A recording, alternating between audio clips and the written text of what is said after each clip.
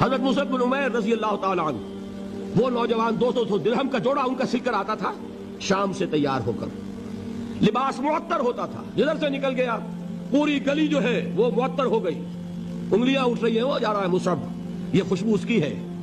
اس مصعب کے ساتھ کیا سلوک کیا؟ باپ تو مر چکا تھا، ماں نے پالا تھا، دولت بہت چھوڑ کر گیا تھا باپ، لہذا ماں نے بڑے ناز و نام میں پالا، بڑے لاڈ پیار میں 200 درہم کا جوڑا تیار ہو رہا ہے۔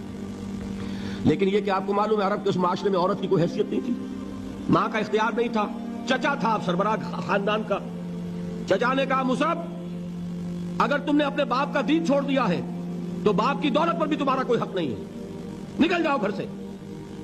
اس نے یہ سوچا تھا کہ مصعب کے ہوش ٹھکانے آ جائیں گے، دن میں تارے نظر آ جائیں گے، ناز و نام میں پلا ہوا گھر سے نکل کے جائے گا کہاں، یہ سارا نشہ جو ہے توحید کا یہ حیران ہو جائے گا۔ حضرت مصعب کا جواب بالکل برعکس تھا، اچھا ٹھیک ہے چچا جان میں گھر چھوڑتا ہوں۔ وہی بات جو کبھی کہی تھی ابراہیم نے، باپ نے کیا کہا تھا؟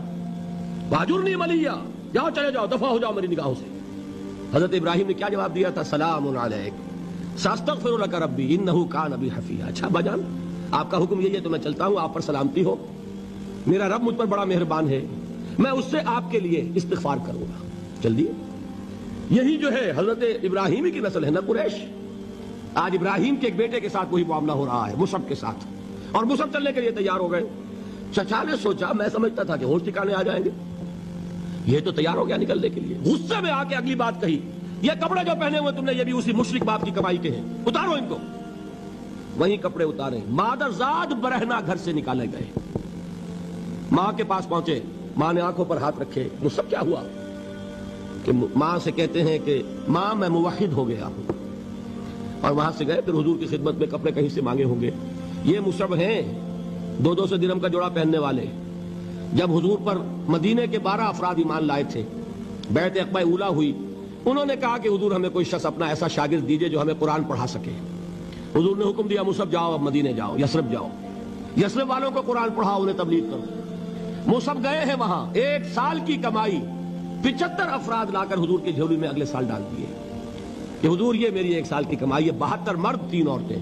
انہوں نے وہ بیعت کی تھی، بیعت عقبہ ثانیہ، جس کے الفاظ کل میں نے آپ کو سنائے تھے، بایعنا رسول اللہ صلی اللہ علیہ وسلم علی السمع والطاعت فی العسر والیسر والمنشط والمکرہ وعلی صرف علینا وعلی لا ننازع الامر اہلہ وعلی ان نقول بالحق اینما کنا لا نخاف فی اللہ لومۃ لائم۔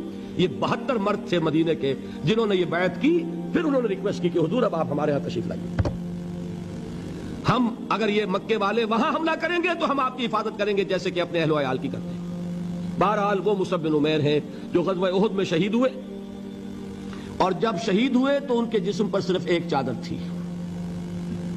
ایک بات تو یہ نوٹ کیجئے، موضوع سے ذرا بات تھوڑی ادھر ادھر جا رہی ہے، لیکن یہی چیزیں ہیں اصل میں کہ جو ہمارے دلوں کو منور کرنے والی ہیں نور ایمان سے۔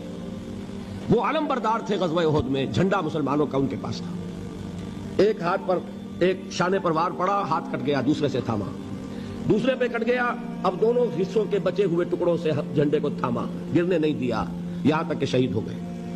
گرے ہیں تو جھنڈا گرا ہے، شکل میں حضور سے بہت مشابہ تھے، خبر اڑ گئی کہ محمد شہید ہو گئے صلی اللہ علیہ وسلم۔ یہ مصعب بن عمیر کا واقعہ ہے۔ جب ان کو اب دفن کرنے کا وقت آیا، اور شہید کے لیے کفن جو ہے اس کا وہی لباس ہوتا ہے جو شہادت کے وقت ہو، حضور کے سامنے ایک پرابلم پیش کیا گیا، حضور مصعب کے جسم پر تو ایک چادر تھی، اور وہ چادر بھی اتنی چھوٹی ہے، یعنی 2 گز کی چادر بھی نہیں ہے، اس سے اگر سر ڈھانپتے ہیں مصعب کا تو پیر کھل جاتے ہیں، پیر ڈھانپتے ہیں تو سر کھلتا ہے، کیا کریں؟ حضور نے فرمایا سر ڈھانپ دو چادر سے اور پیروں پر گھاس ڈال دو، یہ آخری لباس ہے جو محمد کے اس دیوانے کو اس دنیا سے رخصت ہوتے ہوئے ملا ہے، جس کا 200 درہم کا جوڑا چلتا تھا۔ یہ ہے صبر، برداشت کیا کہ نہیں کیا؟